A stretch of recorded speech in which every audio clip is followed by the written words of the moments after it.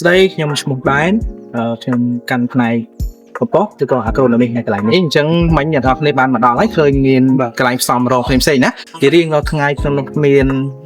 សកម្មភាពពីរដែលគាត់ធ្វើពាក់ទងទៅនឹងសម្ភារៈមាន green ហើយនិង brown ណាហើយ green យើងសំដៅទៅលើពពួកអីគេមានកាកបាយមានកាកកាហ្វេ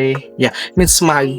មានអីនឹងឯងអញ្ចឹង brown យើងសំដៅទៅលើគេមាន hydrona មានលមុកមាន់មានពពួកស្លឹកចេកហើយនិងពពួកខ្ជុំណាយើងយកផ្សំអញ្ចឹងបច្ចុប្បន្នធីមរបស់ខ្ញុំក៏ផ្សំវាជាស្រទាប់ជារៀងរាល់ថ្ងៃមាន green និង brown ហើយការផ្សំរបស់គាត់គឺគាត់ធ្វើឲ្យវា balance គ្នា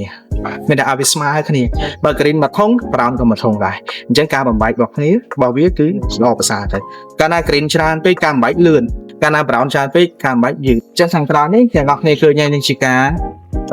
ទទួលបាននឹងលទ្ធផលប្រកបរយៈពេល6ខែដែលយើងផលិតបានអញ្ចឹងអានេះមួយខែទៀតយើងអាចប្រើប្រាស់បានហើយបច្ចុប្បន្នយើងផលិតគឺដើម្បីកែប្រែដីរបស់យើងគ្រប់គ្រងខាងក្នុងសិនអញ្ចឹងទៅថ្ងៃមុខមានការកម្រោដើម្បីនឹងលក់ចេញដែរព្រោះឥឡូវបច្ចុប្បន្នយើងត្រូវជួយខ្លួនយើងសិនព្រោះអីយើងដីយើងធំមកយើងត្រូវការកែប្រែដីភាសាដីរបស់យើងគឺប្រភេទដីខ្សាច់អញ្ចឹងយើងទាមទារពេលវេលាទាមទារប្រព័ន្ធក្នុងការកែប្រែសិននៅតែយើងជួយខ្លួនឯងគ្រប់វាមានកម្រងទៀតក្នុងពេលហ្នឹងបើសិនជាមានអតិថិជនគាត់កំងមកល្មមដែលអាចយើងលក់ចេញបានយើងលក់ចេញជាងគាត់ដែរប៉ុន្តែវាមិនទាន់មានច្រើនហ្នឹង